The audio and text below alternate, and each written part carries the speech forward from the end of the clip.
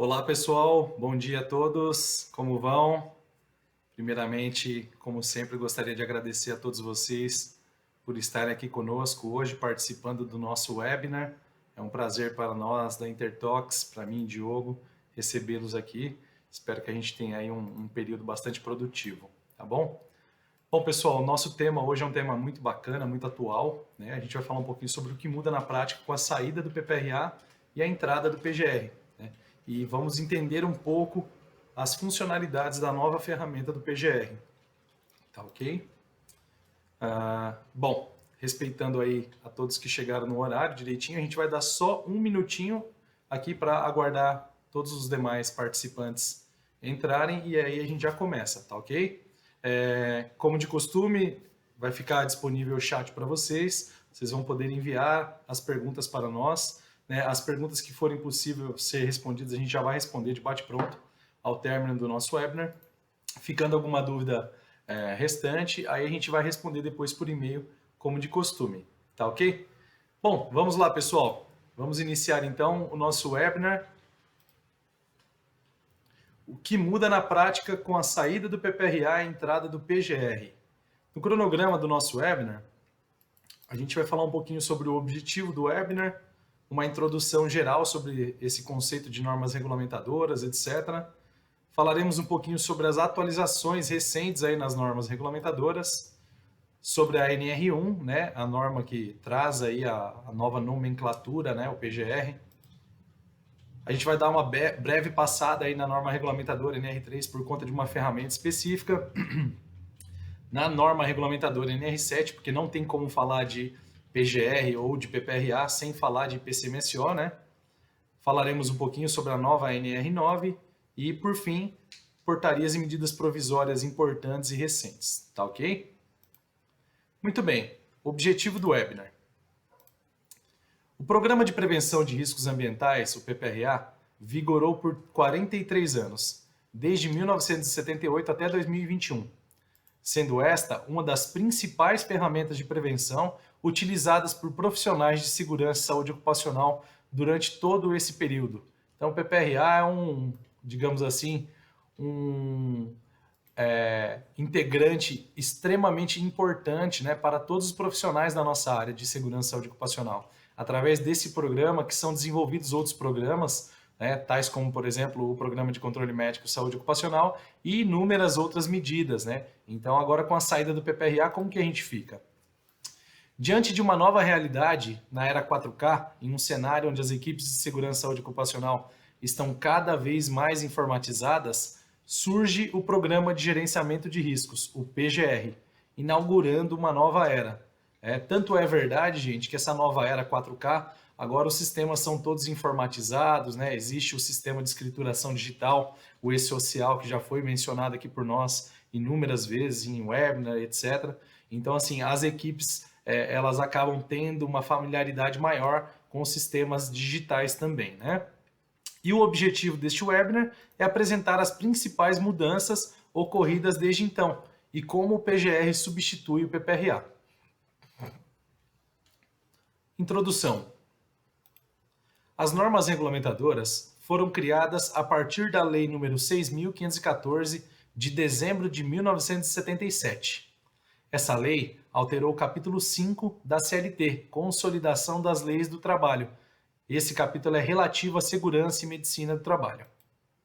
A partir disso, as normas regulamentadoras foram aprovadas pela Portaria 3.214 de 1978. As normas regulamentadoras foram criadas com o objetivo de normatizar e unificar as leis e normas de segurança do trabalho.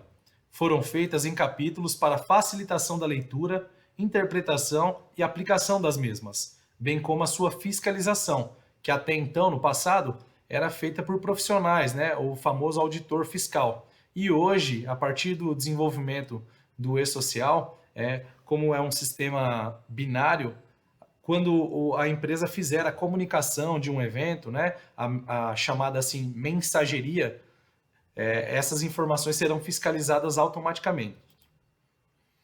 Atualmente existem 37 normas regulamentadoras, e aí vocês estão vendo aí que estão sublinhadas as normas NR2 e NR27, né? Essas normas, elas deixaram de existir, tá? A NR2, que tratava sobre a inspeção prévia, que era uma ferramenta que existia, mas na prática não era aplicada, e a NR27, que tratava sobre o registro do profissional de segurança do trabalho. Aqui vocês têm o link, tá? Onde vocês podem consultar essas informações. As normas regulamentadoras têm força de lei, pois elas foram criadas pela Lei 6.514, de 77, de modo que sua adoção é obrigatória e não voluntária. As normas regulamentadoras são alteradas sempre que os formadores da Comissão Tripartite Paritária Permanente, a CTPP, que antigamente só se chamava CTP, julgam necessário. A CTPP possui em seu corpo técnico entes do governo, da iniciativa privada e trabalhadores, garantindo assim a imunidade necessária para tratar o tema. Sempre que uma norma regulamentadora ela é atualizada, também é aberta uma consulta pública, tá? Então, todos os entes, inclusive da sociedade, podem opinar acerca daquela norma específica. Mesmo sendo alteradas por novas portarias, as NRs continuam fazendo parte da mesma portaria que as criou, que é a 3.214 de 1978, né? Então vamos lá, falando sobre a atualização, né, as atualizações das normas regulamentadoras. Existe um calendário, tá, gente, com inúmeras atualizações de normas regulamentadoras. Aqui a gente só está passando para vocês as principais atualizações que têm impacto direto no PGR e, abre aspas, aí no PPRA, né, que até então existia, tudo bem? Então a gente trouxe para vocês aqui as principais atualizações das normas que têm impacto direto com o PGR. De fevereiro de 2019, quando o trabalho de modernização foi iniciado até o presente momento, mudanças significativas ocorreram nas normas regulamentadoras. Então vamos lá. A primeira mudança muito significativa foi na própria NR1, né? Disposições Gerais e Gerenciamento de Riscos Ocupacionais. Então essa sigla, Gerenciamento de Riscos Ocupacionais, a abreviação GRO, ela foi introduzida a partir de então. E totalmente modificada a norma, né? Ela traz uma estrutura nova para aplicação de mecanismos de prevenção. E isso não só nos programas, laudos, etc. Para treinamentos também, a gente tem alguns elementos que são abordados na NR1 específicos, né, relativos a treinamentos também, porque um treinamento também é considerado uma ferramenta de prevenção aplicável, né? A NR3, que trata sobre embargo e interdição. Logo à frente aqui a gente vai entender o porquê que eu estou falando dessa norma. Ela traz uma ferramenta que pode ser utilizada, né, no PGR na parte de avaliação e classificação de riscos. A norma regulamentadora NR7, o famoso PCMSO, Programa de Controle Médico Saúde Ocupacional. Essa norma teve algumas mudanças também, né? Uma delas é o texto da norma que não citava no passado o PGR, porque o PGR até então não existia. E agora passa a existir e passa a ser mencionado dentro da norma. E aí, a principal mudança, né? A NR9, Programa de Prevenção de Riscos Ambientais, PPRA, deixa de existir e a norma regulamentadora também muda o nome completamente, né? Agora ela se chama Avaliação e Controle das Exposições Ocupacionais aos Agentes Físicos, Químicos e Biológicos. Então aqui fica claro, né? No passado a gente tratava como riscos ambientais os físicos, químicos, biológicos, acidentes e ergonômicos. Hoje a norma deixa claro, então ela passa a ter um critério muito mais de higiene ocupacional, né, do que no passado ela tinha. Então ela deixa claro aqui que vai ser tratado dentro dela os agentes físicos, químicos e biológicos. Muito bem, NR1, Disposições Gerais e Gerenciamento de Riscos Ocupacionais.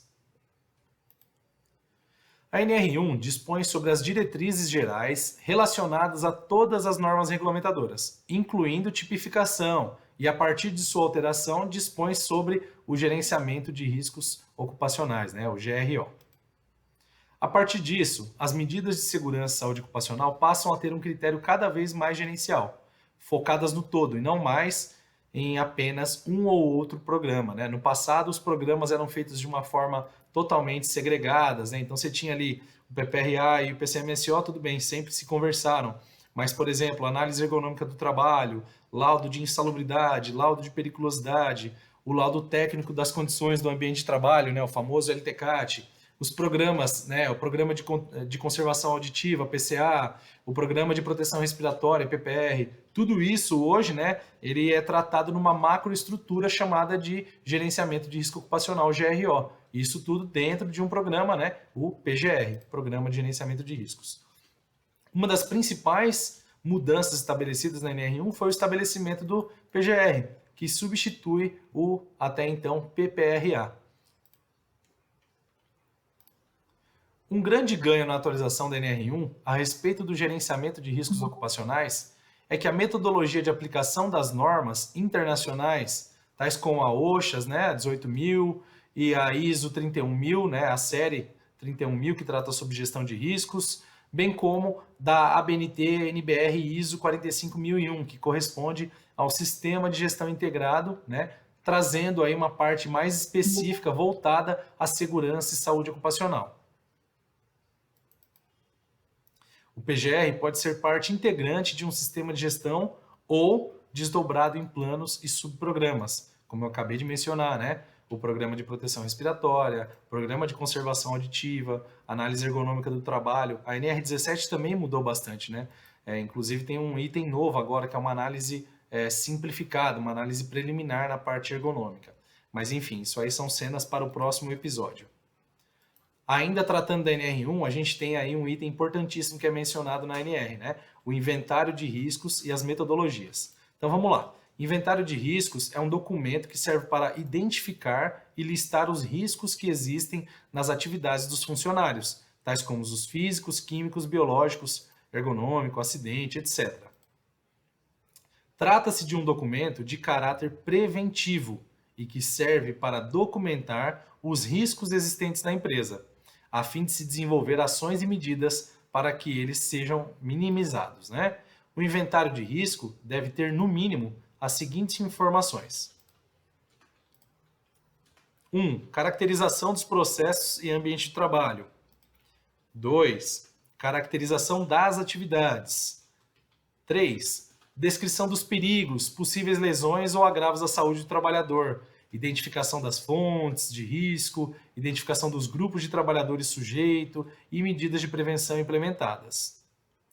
Dados de análise preliminar ou de monitoramento de exposição a esses mesmos agentes físicos, químicos e biológicos, bem como resultados da avaliação ergonômica, né, nos termos da NR17. Olha que interessante, né? No caso dos agentes físicos, químicos e biológicos, a gente vai avaliar, quantificar, classificar e monitorar. No caso da NR17, por exemplo, a gente já vai pegar os resultados obtidos através da análise ergonômica e tratar, né, essas questões. A avaliação dos riscos, incluindo a classificação para fins de elaboração de um plano de ação e critérios adotados para avaliação dos riscos e tomada de decisão. Então, o inventário ele é uma parte muito importante, né? O coração do PGR é o inventário. Essa metodologia, de fato, já existia no PPRA, né? Ela só não era tratada da mesma forma como é tratada hoje, tá? Como que a gente faz para implementar esse inventário de riscos? Bom, o primeiro passo, né, e mais importante, está na identificação dos riscos. Para que a gente possa identificar o risco de uma tarefa, a gente tem que conhecer primeiro o perigo, né? Então, quando eu estou falando aí, vamos exemplificar para o nosso dia a dia, tratando de uma substância química, por exemplo. Aonde eu posso apreciar o perigo dessa substância? Através da avaliação, da análise, da documentação de segurança. Eu vou pegar ali a minha FISP, né? A ficha de informação de segurança dos produtos químicos, vou avaliar o perigo que foi classificado de acordo com a norma específica, avaliei o perigo, aí sim eu consigo avaliar o risco da exposição a esse determinado agente. Avaliação e classificação dos riscos. Aqui a gente trata da gravidade, né? Nesse segundo passo, a gente já vai avaliar o quão grave é a exposição a esse risco, a intensidade, como ele ocorre, frequência, tempo de exposição e outras variáveis, né, que são relativas a esse cunho especificamente, a gravidade. Terceiro passo, monitoramento dos riscos, coleta contínua. Então aqui a gente tem que ter uma familiaridade muito grande com a nova NR9, que, como eu mencionei no começo, passa a ser uma norma muito mais focada em higiene ocupacional, né, que é a ciência que estuda aí toda a questão de exposição ocupacional aos agentes físicos, químicos e biológicos. A gente vai montar um plano de monitoramento, né, e coleta de avaliações ambientais, para que a gente possa monitorar o ambiente onde aquele trabalhador esteja desenvolvendo uma atividade, a fim de entender como está a exposição dele e, lógico, a fim de aplicar as medidas preventivas, né, para diminuir essa intensidade, essa concentração, etc. e tal.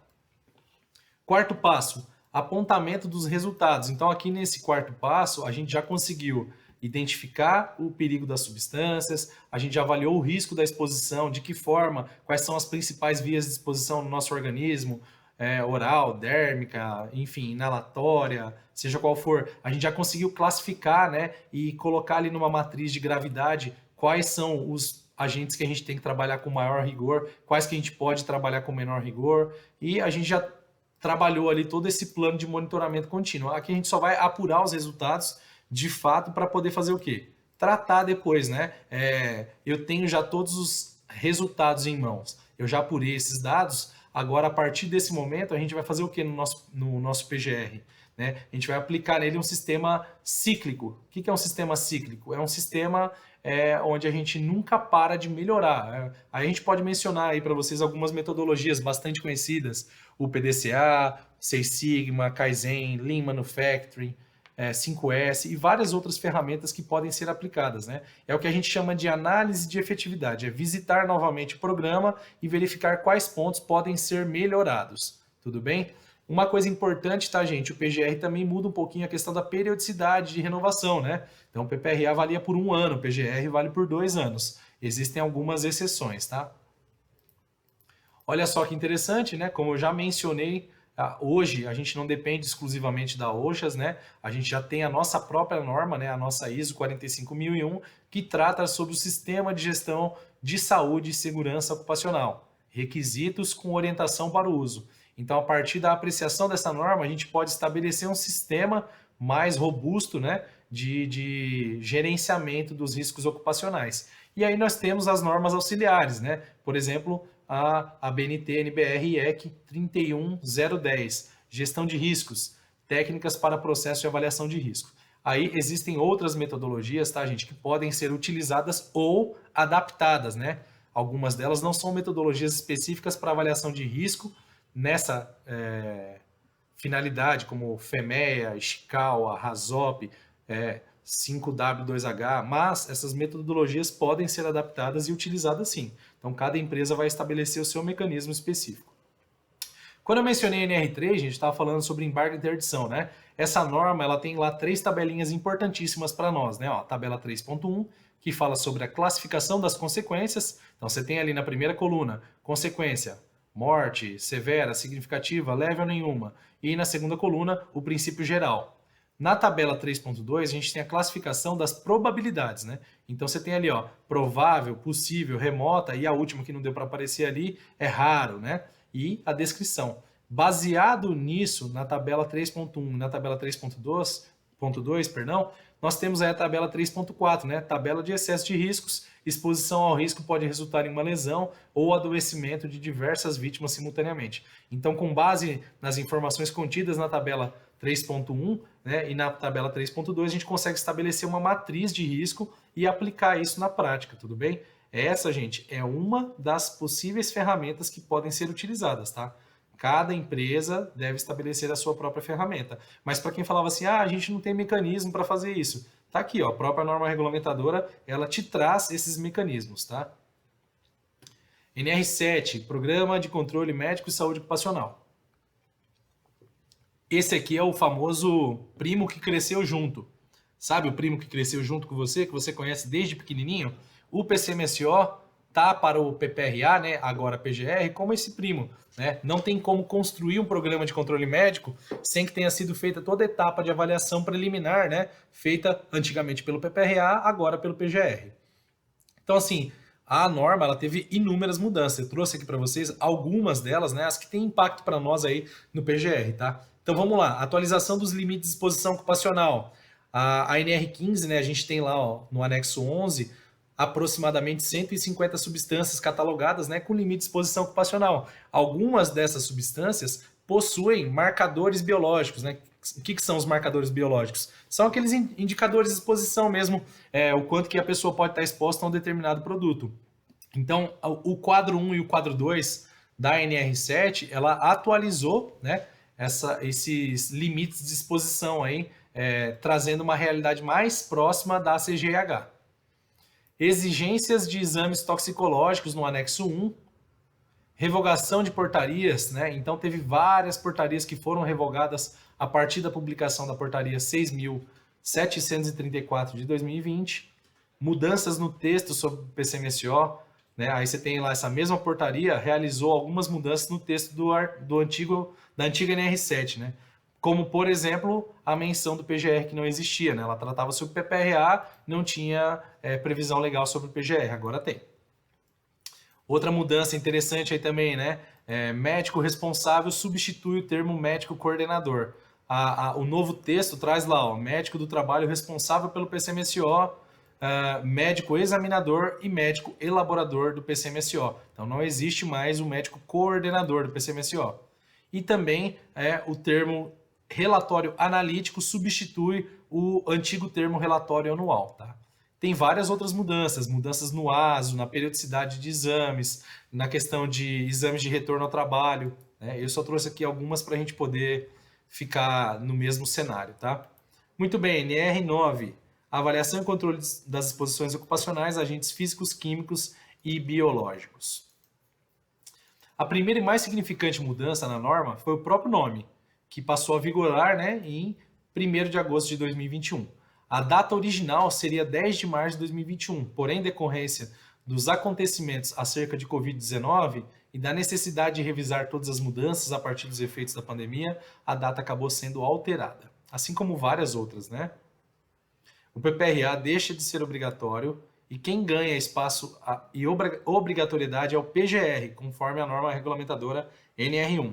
O programa de gerenciamento de risco será mais técnico, estabelecendo as metodologias aplicadas aos riscos físicos, químicos e biológicos.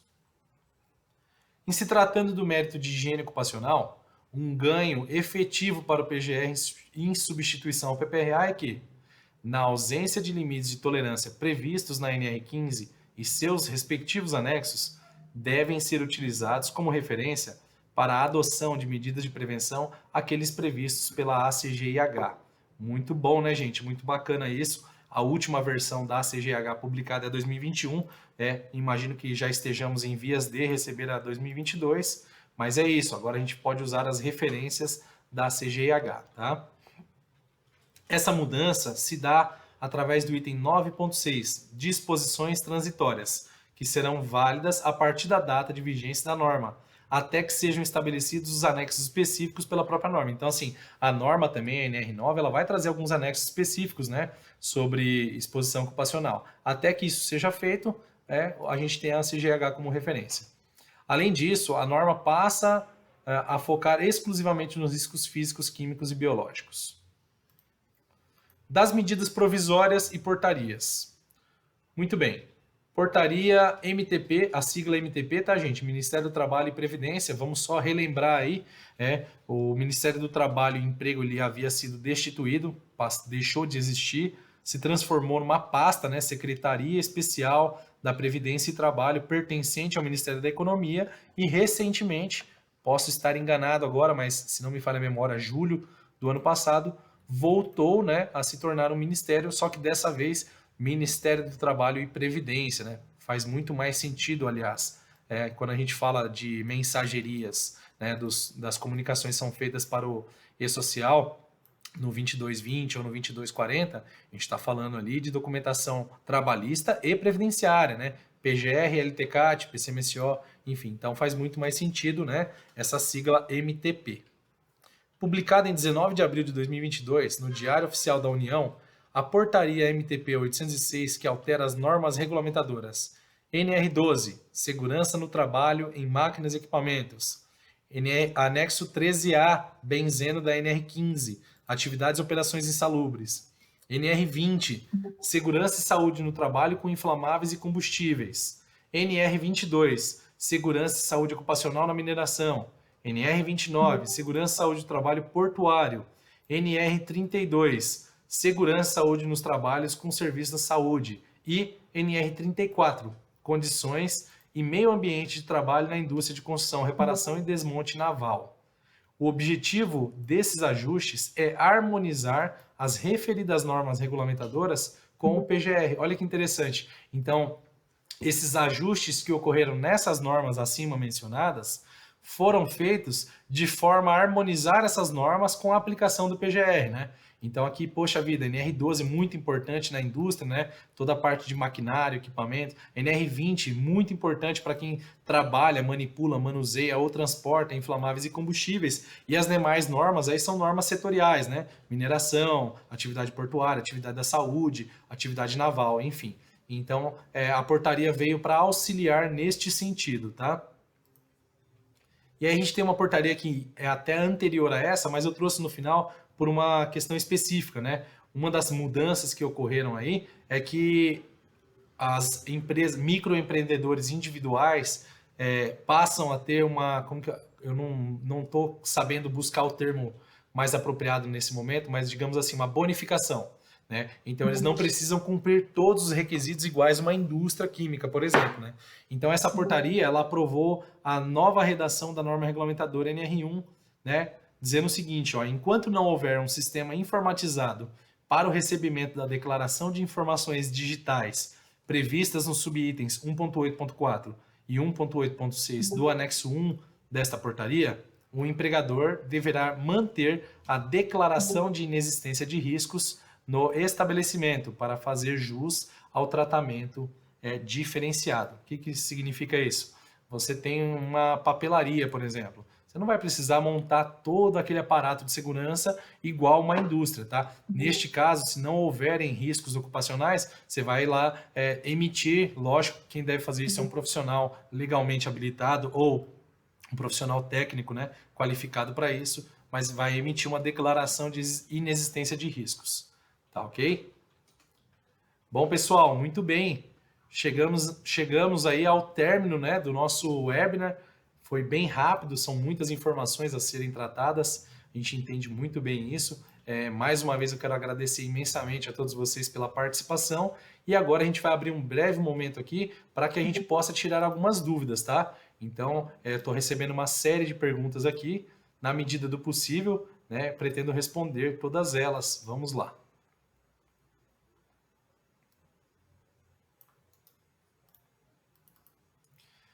Tem uma pergunta interessante aqui, né? Ó, abre aspas. Nosso PCMSO foi feito em agosto de 2021. Por conta da mudança, devemos providenciar um novo ou ele permanece válido até agosto de 2022?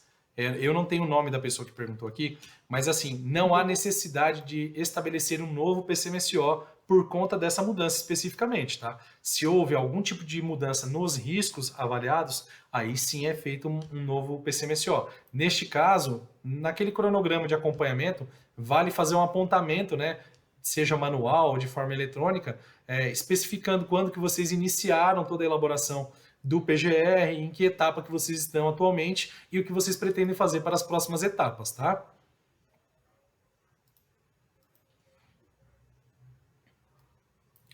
O Leandro Bogarim pergunta aqui, né? Ó, uma atividade administrativa sem risco químico, físico ou biológico não obriga o PPRA? Leandro, vamos só relembrar aqui, tá? PPRA não existe mais. Então, assim, mesmo que houvessem riscos, não existe mais PPRA, agora é PGR. Mas sim, eu acabei de mencionar aqui a portaria ao final, né, sobre a declaração de inexistência de riscos.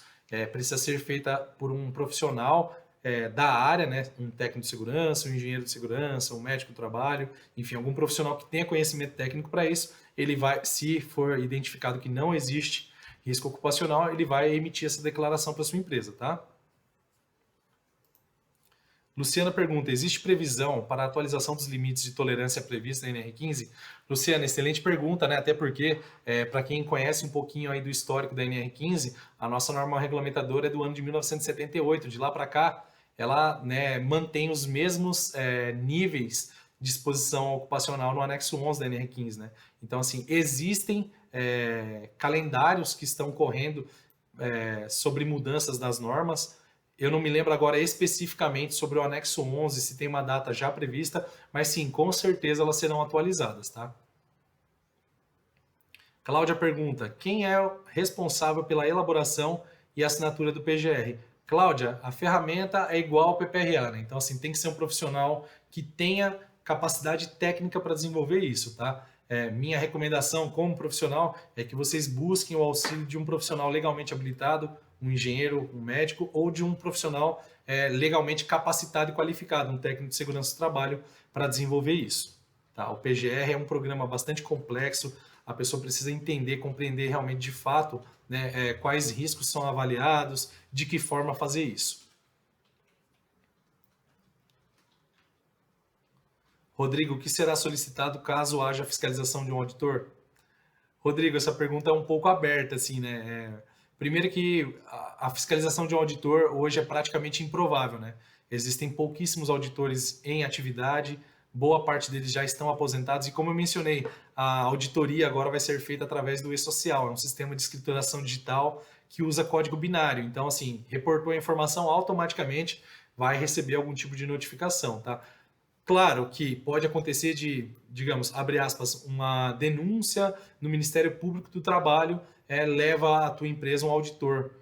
E isso aí, provavelmente ela vai ser motivada por alguma questão. Essa questão provavelmente será auditada, mas vamos lembrar o seguinte princípio, né? Quando a gente fala de uma auditoria, o auditor, ele tem um olho clínico. Então, assim, ele vai buscar muito além do que aquilo que a gente espera. Tanto é, não fazendo merchan tá, agora, mas tanto é que nós na Intertox, um trabalho que a gente desenvolve muito nos nossos clientes é a auditoria de segurança ocupacional. A gente vai até o cliente, realiza uma auditoria, aponta para o cliente todos os itens que estão em conformidade e os que não estão em conformidade. Com base nisso, o cliente já começa, né, a desenvolver uma metodologia de trabalho, um plano de ação, um cronograma para revisar tudo que está fora de ordem, digamos assim. Ana pergunta, existe uma penalidade para quem não realizar o PGR no prazo? Ana, excelente pergunta.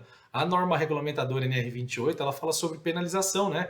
Fiscalização e penalização. Essa norma, inclusive, foi atualizada recentemente, incluindo os itens da NR1, né? Porque não tinha precedência legal para isso até então. Agora tem. Então, sim, existe penalidade para quem não cumprir esse requisito, tá?